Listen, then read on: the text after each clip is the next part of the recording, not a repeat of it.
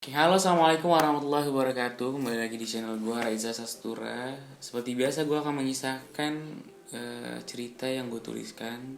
Yang kebetulan cerita kali ini baru gue tuliskan sekitar seminggu yang lalu. Dan gue beri judul dengan nama Ranting yang Rentan. Mau dengar ceritanya? Langsung aja yuk. Yuk. Oke. Halo, belum tidur ya? Mau gue ceritain sesuatu gak? Gue harap cerita ini bisa jadi mimpi indah buat lo.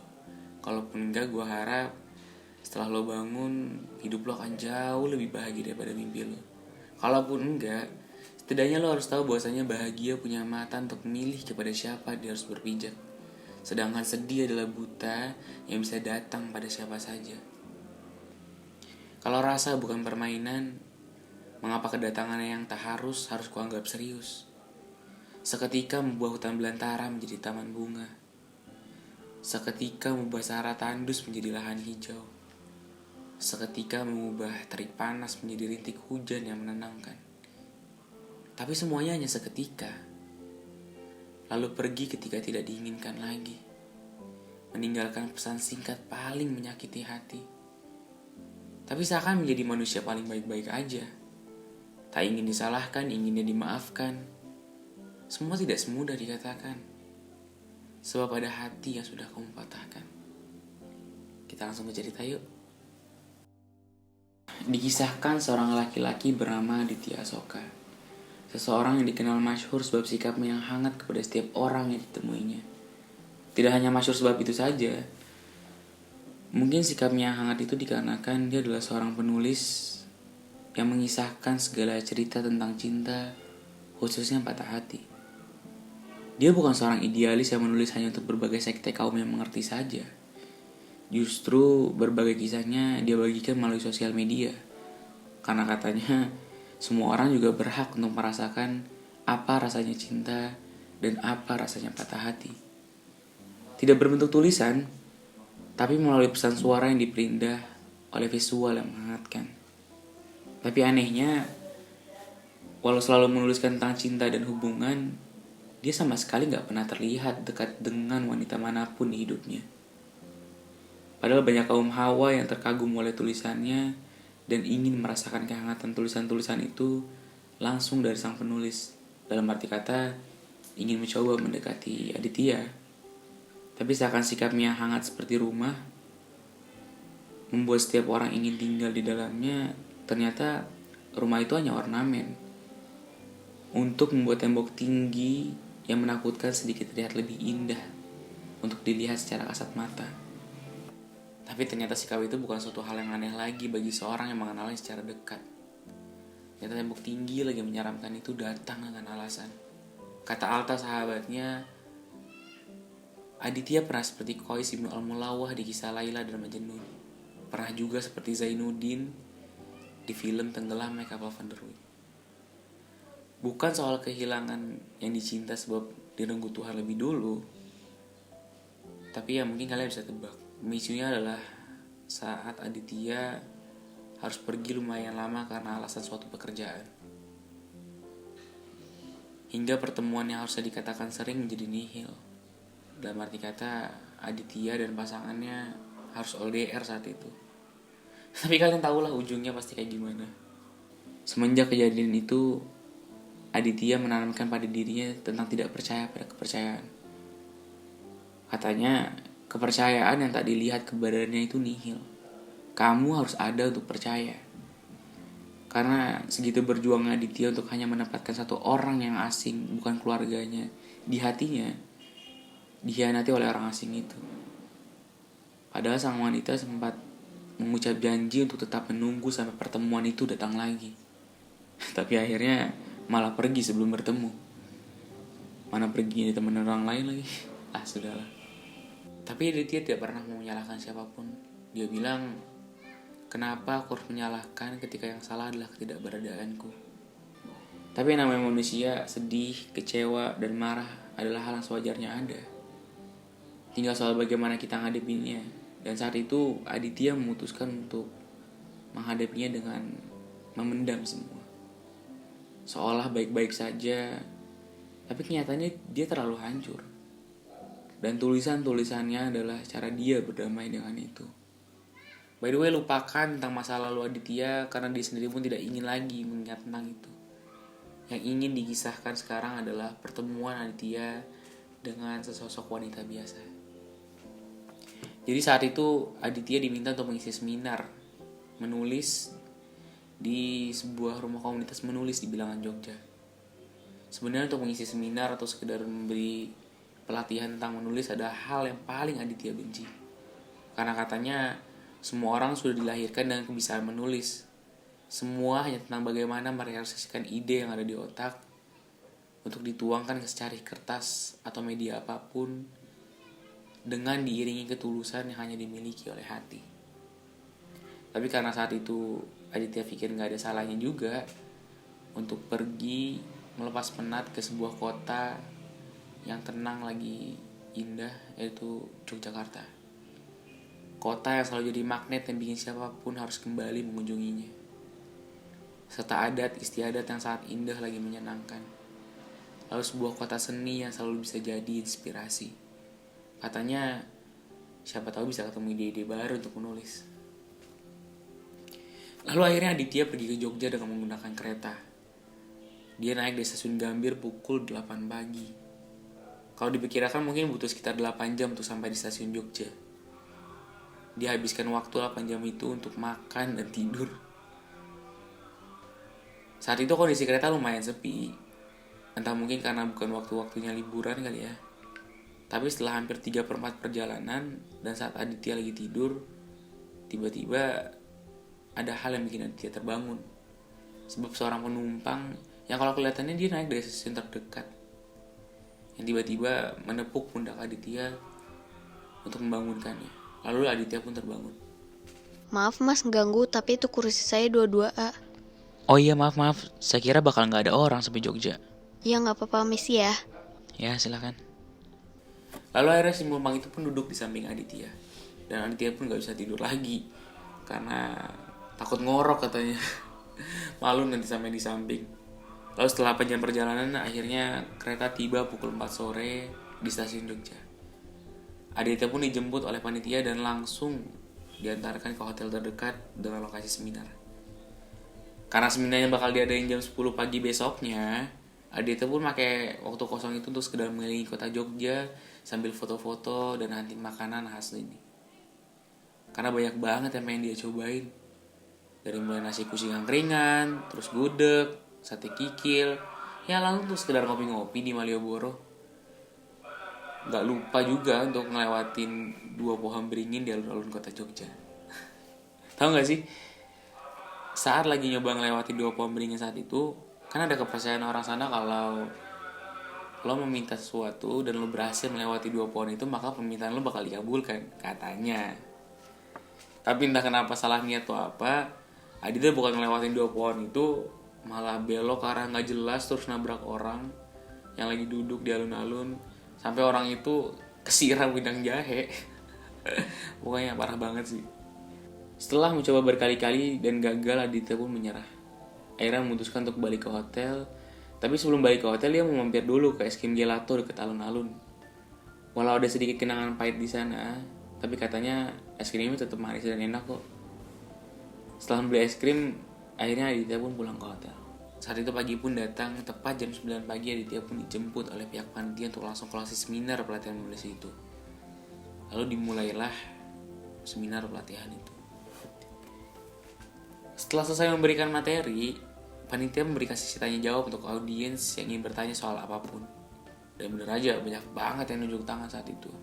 Tapi tiba-tiba ada cewek yang ngangkat tangan paling tinggi. Cewek dengan dress putih elegan panjangnya membuat mata sekejap tertuju semua padanya. Terus pas dikasih mic, dia nanya gini ke Aditya. Kenalkan, saya Micu Nufaira. Saya ingin bertanya. Bentar, Mbak 22A ya? Apa nih maksudnya? Jangan gak sopan ya. Bukan gitu, yang di kereta. Mbak yang duduk di kursi samping saya kan, 22A, ya kan? Oh iya, maaf. Saya boleh lanjut nanya gak? Kenapa di setiap tulisan Anda yang saya baca, seolah-olah tulisan itu menempatkan wanita pada peran jahat dikala hubungan harus berakhir patah? Bukankah laki-laki juga harus disalahkan? Contoh kita sang wanita berpindah ke lain hati, lalu sang cowok marah katanya si cewek gak setia. Kenapa kita gak ambil perspektif lain? Mungkin sang pasangan laki-lakinya tidak memberikan kenyamanan yang dibutuhkan sang cewek, atau mungkin kehadirannya untuk sang wanita juga tidak sehangat saat kalian pertama kali bertemu. Atau jangan-jangan emang kehadirannya untuk sang wanita juga nihil. Apakah wanita tetap harus disalahkan karena berpindah ke lain hati? Oke, saya jawab ya. Yang pertama, karena saya adalah laki-laki, maka sudah seharusnya saya menulis di perspektif saya. Kalau saya tanyakan balik, kenapa semua orang ingin percaya, tapi kecurigaan tetap hadir pada benaknya? Bukankah komitmen yang terucap di awal itu berarti mari bergantung pada satu sama lain? Salahkan jika memang salah, tapi jangan lari jika ada masalah. Lalu kenapa Anda lari? Bukankah walau kenyataan pahit tapi masih bisa diperbaiki? Kenapa justru meninggalkan lalu menyalahkan? Dalam cinta, bertahan pada kepura-puraan itu adalah hal yang paling menyakitkan. Dan dalam cinta, ketika kamu bersikeras membuat alasan untuk bertahan, berarti itu adalah waktu yang justru tepat untuk seharusnya melepaskan. Cinta juga butuh perjuangan, Mas. Berpura-puralah sebentar, kasih segala macam alasan agar bertahan. Yang paling sulit untuk didapatkan, dia yang nantinya mungkin akan jadi paling lama bertahan. Bukankah proses tidak mengkhianati hasil? Aditya pun terdiam. Dan karena terlihat seperti debat yang tak berujung, moderatornya pun menyelesaikan perdebatan antara Aditya dan Michi saat itu. Dengan berakhir sesi pertanyaan itu, berakhir juga seminarnya. Aditya pun mencoba meminta kepada panitia untuk mencari si wanita 22 itu. Karena Aditya gak mau pergi dengan perasaan disalahkan. Lalu bertemulah Aditya dan Michi di lobi tempat acara. Halo, Halo juga. Sorry ya kalau tadi terlalu ngegas. that's fine. Masih mau nanya lebih lanjut? Aku gak mau ya kalau kamu nganggap aku menempatkan wanita selalu bertempat yang tak diuntungkan. Emang kamu gak sibuk? Aku masih punya waktu sekitar 4 jam lagi sampai kereta aku berangkat. Mau nongkrong deket sini? Apa sekalian makan aja yuk? Boleh, aku juga lumayan lapar nih. Soto tengkleng gimana? Masih siang sih. Tapi kalau emang ada, ayo aja. Akhirnya Aditya pun meminta kepada panitia untuk disupiri untuk mengantarnya ke tempat soto tengkleng terdekat. Dan sampailah mereka di tempat soto itu. Kamu udah lama nulis. Lumayan. Sekitar 6 tahun yang lalu. Apa yang buat kamu nulis? Patah hati terdalam mungkin. Oh, jadi itu sebabnya tulisan kamu banyak tentang putusnya harapan untuk bahagia. Gak gitu sih. Aku nulis cuma buat berdamai dengan diriku aja. Untuk gak lagi terpuruk pada kepatahan yang terlalu dalam. Berdamai dengan diri kamu dengan membuat orang lain jadi penjahatnya. Dit, gak apa-apa kan aku panggil nama? Oh iya, aku Michi. Ya gak apa-apa, santai Mik. Tahu gak sih Dit, dengan kamu membuat orang lain jadi penjahatnya dan membuat diri kamu selalu jadi korbannya adalah hal yang gak pernah bikin kamu sembuh untuk move on. Karena korban gak akan pernah lupa apa yang dilakukan penjahat sama dia. Ingatan saat itu akan selalu jadi mimpi buruk yang membekas. Seharusnya kamu lebih ikhlas dan berterima kasih sama dia. Karena pernah jadi rasa lain di tengah kebakuan rasa manis coklat di sebuah cake. Dan kamu tinggal pilih aja, apa kejadian itu adalah rasa asamnya stroberi yang sebenarnya fine-fine aja. Atau kejadian itu adalah rasa pahit dari jahe yang seharusnya rasa itu gak ada di situ. Dan keikhlasanmu nanti akan membuat ruang baru yang lebih indah dan sejuk buat orang yang mengisi kekosongan itu nantinya. Ya pokoknya gitulah. Aku agak speechless sih. But thanks ya. Kamu tahu gak sih? Baru kamu satu-satunya yang bilang bahwa aku salah memandang sesuatu selama ini. Tapi aku gak marah, aku justru suka. Apaan sih, jangan lebay deh. Udah Gi, cepetan habisin sotonya. Kereta kamu kan bentar lagi jalan. Akhirnya setelah mereka berdua makan, Aditya pun harus bergegas untuk pergi ke stasiun untuk mengejar kereta yang sebentar lagi berangkat. Sampai di stasiun, akhirnya Aditya pun naik ke kereta. Lalu kereta pun perlahan mulai jalan. Tapi saat kereta mulai jalan, sempat terlintas di pikiran Aditya, kenapa tadi gue lupa minta nomor Michi ya? Akhirnya 8 jam perjalanan itu tidak lagi terisi dengan apa yang Aditya lakukan sebelumnya. Karena justru Aditya kali ini gak bisa tidur. Dia menyesal karena lupa minta nomor Michi saat itu. Akhirnya 8 jam hanya digunakan untuk memandangi pemandangan dari jendela kereta sambil mendengarkan lagu-lagu paling galau list alunan kesukaan versi Spotify saat itu. Akhirnya kereta pun sampai di Jakarta setelah 8 jam. Lalu hari-hari selanjutnya tetap dilewati Aditya dengan penyesalan kenapa dia lupa minta nomor Michi saat itu. Tapi Aditya pun juga merasakan kebahagiaan karena akhirnya dia bisa merasakan khawatir dan gundah untuk mikirin seseorang lagi gitu loh. Kata dia, mungkin ini kali ya rumah baru itu. Rumah yang sempat jadi wishku saat ingin melewati 2 pohon beringin itu. Dan BTW setelah seminggu terlewati, tiba-tiba ada pesan email bertuliskan nama Michi di situ.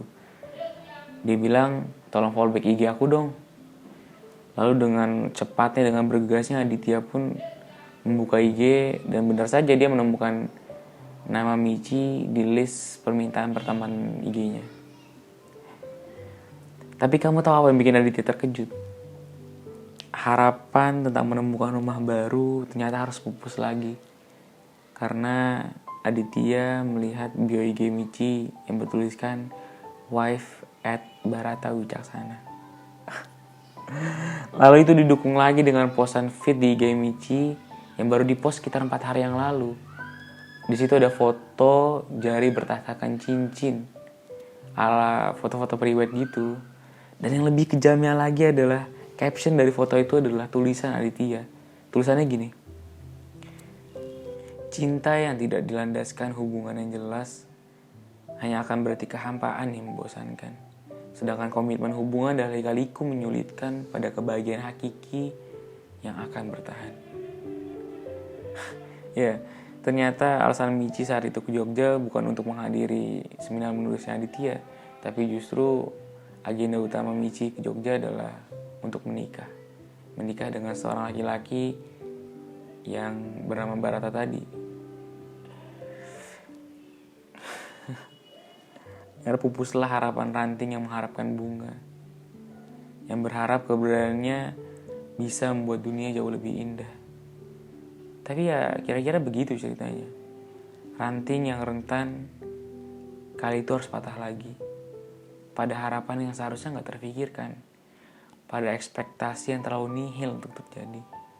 Pada luka yang sudah ditutup tapi malah terbuka. Harapan berubah menjadi ketidakinginan lagi untuk berperasaan. Kira-kira gitu kisah dari Michi dan Aditya. Kisah yang gue beri judul dengan ranting yang rentan. Akhirnya sad ending. Gue tahu pasti lo kesel banget. Tapi ya hidup nggak selalu happy ending kan. Dan gue harap cerita ini bisa jadi referensi lo ketika menghadapinya satu saat nanti. Pokoknya, tapi insya Allah gue setelah ini akan menuliskan cerita-cerita yang mungkin nanti happy ending atau apapun itu. Ataupun gue melanjutkan kisah Tura yang belum selesai. Pokoknya tunggu aja di video selanjutnya. Kalau buat kalian yang pengen gue mengisahkan sesuatu gitu tentang move on atau apapun itu, lo bisa tulis di kolom komentar di bawah. Jangan lupa like, comment, and subscribe. Terima kasih.